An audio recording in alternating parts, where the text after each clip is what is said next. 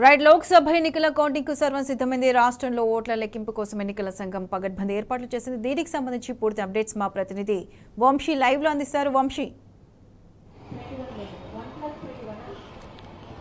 రాష్ట్ర వ్యాప్తంగా కూడా అటు ఏదైతే సార్వత్రిక ఎన్నికలకు సంబంధించినటువంటి కౌంటింగ్ ప్రక్రియకు సంబంధించి కూడా అన్ని ఏర్పాట్లు పూర్తయినటువంటి పరిస్థితి కూడా మనం చూస్తూ ఉన్నాము. రాష్ట్ర వ్యాప్తంగా కూడా 38 చోట్ల కౌంటింగ్కి సంబంధించినటువంటి ఏర్పాట్లు చేసినటువంటి పరిస్థితి కూడా మనకు కనపడతా ఉంది. తెలంగాణ రాష్ట్రానికి సంబంధించి 17 లోక్సభ స్థానాలకు సంబంధించి కావచ్చు, దాంతోపాటుగా కంటోన్మెంట్ ఏదైతే బై ఎలక్షన్ ఉందో ఆ బై ఎలక్షన్కి సంబంధించినటువంటి కౌంటింగ్ ప్రక్రియకు ఏదైతే సంబంధించి కూడా ఏర్పాట్లు పూర్తయినటువంటి పరిస్థితి కూడా మనకు కనపడతా ఉంది. ప్రజెంట్ మనము వెస్లీ కాలేజ్ సికింద్రాబాద్ వెస్లీ ప్రాంగణంలో ఉన్నాం.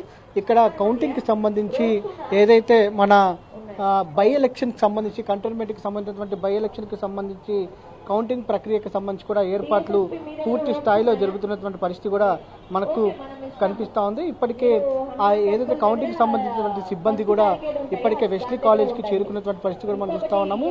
రేపు జరగబోయేటువంటి కౌంటింగ్కి సంబంధించి అటు ఈసీ అన్ని ఏర్పాట్లు చేసినటువంటి పరిస్థితి కూడా మనం చూస్తా ఉన్నాం. అటు రాష్ట్ర వ్యాప్తంగా ఉన్నటువంటి 17 లోక్సభ స్థానాలతో పాటుగా కంటోన్మెంట్ బై ఎలక్షన్ కూడా జరిగినటువంటి నేపథ్యంలో ఈ కౌంటింగ్కి సంబంధించి కూడా ప్రత్యేకమైనటువంటి ఏర్పాట్లు చేసినటువంటి పరిస్థితి కూడా మనకు కనపడతా ఉంది. మొత్తం ఏదైతే 232 పోలింగ్ కేంద్రాలకు సంబంధించి 14 టేబుళ్లను ఏర్పాటు చేశారు. అంటే ఒక్కో రౌండ్లో 14 పోలింగ్ కేంద్రాల ఓట్ల లెక్కింపు జరుగుతూ ఉంటుంది. మొత్తం 17 రౌండ్ల వారీగా ఓట్ల లెక్కింపు కొనసాగనుంది. తొలుత ఏదైతే బ్యాలెట్ ఓట్లు, అనంతరం సాధారణ ఈవీఎంల వారీగా ఓట్లను లెక్కించనున్నారు. రేపు మధ్యాహ్నం 1 గంట కల్లా కూడా ఫలితం తేలనుందని కూడా ఈసీ చెప్తున్నటువంటి పరిస్థితి కూడా మనకు కనిపిస్తూ ఉంది. ఇప్పటికే దీనికి సంబంధించి కూడా అన్ని ఏర్పాట్లు పూర్తి చేసినటువంటి సిబ్బంది కూడా ఏదైతే మనకు కనిపిస్తూ ఉంది. ఇక్కడికి వచ్చేటటువంటి సిబ్బందికి ప్రత్యేకమైనటువంటి సౌకర్యాలు కల్పించడంతో పాటుగా దాంతోపాటుగా వచ్చేటువంటి భారీ బందోబస్తును కూడా ఏర్పాటు చేసినటువంటి పరిస్థితి కూడా మనకు కనపడతా ఉంది. భారీగా పోలీసులు కూడా ఇక్కడికి చేరుకున్నటువంటి పరిస్థితి కూడా మనకు కనిపిస్తూ ఉంది. వెస్లీ కాలేజీలో కేవలము అటు ఏదైతే బై ఎలక్షన్కి సంబంధించి కంటోన్మెంట్ బై ఎలక్షన్కి సంబంధించినటువంటి ఓట్ల లెక్కింపే కాకుండా మేడ్చల్కి ఏదైతే మల్కాజ్గిరికి సంబంధించినటువంటి ఓట్ల లెక్కింపు కూడా పక్కనున్నటువంటి మరో హాల్లో నిర్వహించనున్నారు. ఈ రెండు ఓటింగ్కి సంబంధించి కూడా ఇక్కడే జరగనున్నటువంటి మల్కాజ్గిరి పార్లమెంట్కి సంబంధించినటువంటి ఓటింగ్ ఏదైతే కౌంటింగ్ ప్రక్రియ కూడా ఇక్కడే నిర్వహించనున్నటువంటి పరిస్థితి కూడా మనకు కనిపిస్తూ ఉంది. అటు బై ఎలక్షన్కి సంబంధించినటువంటి కౌంటింగ్ కావచ్చు, దాంతోపాటుగా మేడ్చల్ మల్కాజ్గిరి ఎంపీ స్థానానికి సంబంధించినటువంటి కౌంటింగ్ ప్రక్రియ కూడా ఇక్కడ జరుగుతున్నటువంటి నేపథ్యంలో ఈ రెండు కౌంటింగ్ ఉన్న నేపథ్యంలో భారీగా బందోబస్తు కావచ్చు, దాంతో పాటుగా అటు ఏదైతే సిబ్బందిని కూడా పెద్ద ఎత్తున ఇక్కడ ఏర్పాటు చేసినటువంటి పరిస్థితి మనకు కనపడతా ఉంది. ఈ ప్రాంతం మొత్తం కూడా 144 సెక్షన్ విధించినటువంటి పరిస్థితి కూడా మనం చూస్తా ఉన్నాము.